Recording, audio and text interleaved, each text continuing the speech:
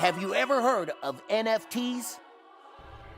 What's up everyone, and welcome to NFT Talk, brought to you by the Concrete Jungle Ballers, an OG RumbleCon League club.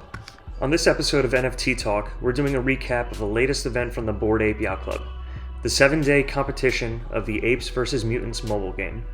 For those who aren't aware, owning a Bored Ape or Mutant Ape has given owners a good amount of utility outside of just access to the awesome community and IP rights to their apes.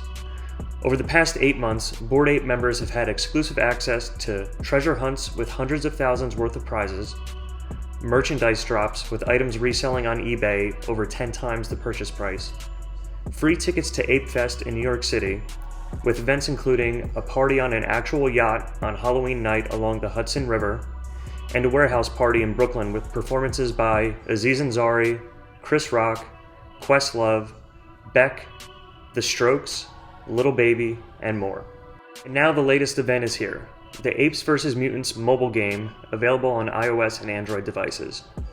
The game is available for all to download and play, but if you own an ape or a mutant, you are eligible to win prizes in their 7-day competition. This game is actually 2 games in one from the Bored Apes perspective and the other from the mutants. Each game has its own set of prizes.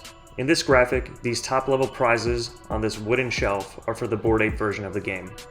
Whatever tier you end up at after the 7 days are up, you get that item and everything above it. So for example, if you finish 100 or better, you get this Artisan Bong, Trippy Hat, and Curtis plushie. The top 2 prizes on the ape side are a bronze statue of the face of the apes, Curtis, and a 1-of-1 pinball machine.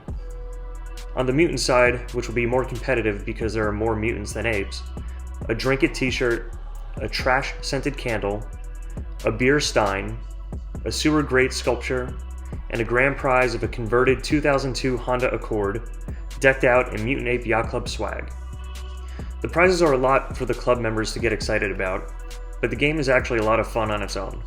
To simplify things here, I'll mainly speak about this as if it is just one game, as both versions pretty much mirror each other with the game loop, attacks, and special moves. However, I did find the mutant version to be more challenging personally. Now the game.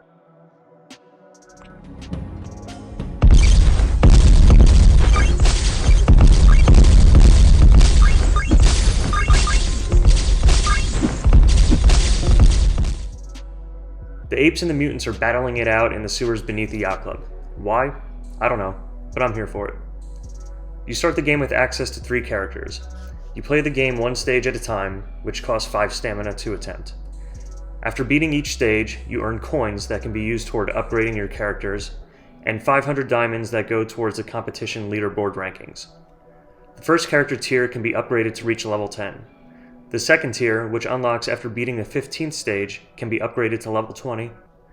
And the final tier is unlocked after beating stage 40, and they can be leveled up to 40 as well. With each tier comes higher stats and better attacks. The stages themselves are very similar. Each stage has 10 rooms. You start each stage with 3 potions, your basic attack, and the ability to dash until stamina runs out. Throughout the 10 rooms, you'll face off against waves of mutants with different abilities. The mutants with blue rings around them are stronger and can drop new abilities for your ape, as well as health. Between each room, you can select one random upgrade to either your base attack or one of your abilities. These abilities are basically charged attacks that have varying cooldown times after use. My favorite abilities are either the darts that rain down on enemies from above, or the old-style speaker box that shoots sound waves at enemies. The upgrades for your attacks come as either attack boosts, quantity boosts, like shooting 3 projectiles at a time instead of 1, an increase to critical hit rate, or critical hit power, and having your attacks return health to you.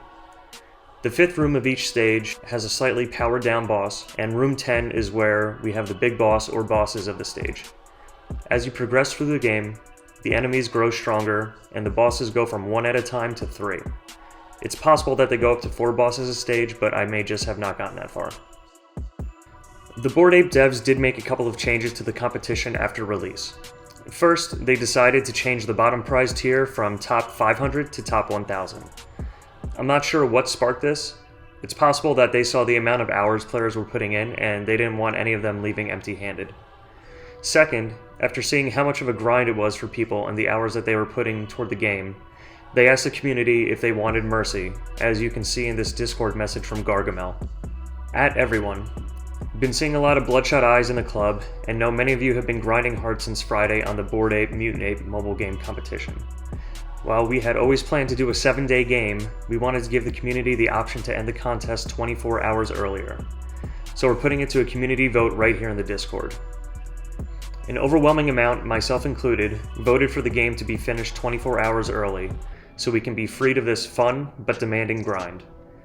With the new end time set, the clock struck 7 Eastern on Thursday and the competition ended. The big winner on the Ape side is the user Dreamer, who completed 480 levels, and will be taking home a 1-of-1 pinball machine that I'm sure will fetch a pretty penny if they decide to sell. On the Mutant side, taking home the Mutant Ape Yacht Club Honda Accord, the only person to complete all 500 levels of the game is carabear.eth. Savage. Before the rankings are announced as official, the devs are taking the weekend to run some checks and make sure no one cheated in any way. The only thing I could think of to cheat in this game is by changing the clock on the phone to refill the stamina bar faster, but who knows? There's a lot of smart people out there. For myself personally, my initial goal was to come in the top 100 in both versions of the game. But after seeing the format and how much of a grind it was becoming, I changed my plans to just focus on the ape version. I figured that there are less apes out there, so my chances of reaching a high prize tier were better. Thankfully, my 6 days of grinding, about 6 hours a day, paid off. I made it to level 366, and right now I sit unofficially at 36th place, which has me taking home a bronze Curtis statue, the artisan bong, the trippy captain's hat, and the Curtis plushie. I'll definitely try to resell some of this merch, but I think the Curtis statue is going on my desk at work. So that's the competition. Another successful event rolled out by the amazing minds over at Yuga Labs. If you're looking to play this game for fun, at the time of filming this video, the game looks to currently be paused as they tally up the final rankings. I'm assuming that once the leaderboard is confirmed, the team will make the game live again for all to play, but I did get this response from one of the Discord mods stating that it is ova. So it's possible this game was solely meant for this 7-day competition. We're not 100% sure what is happening next for the Bored Apes.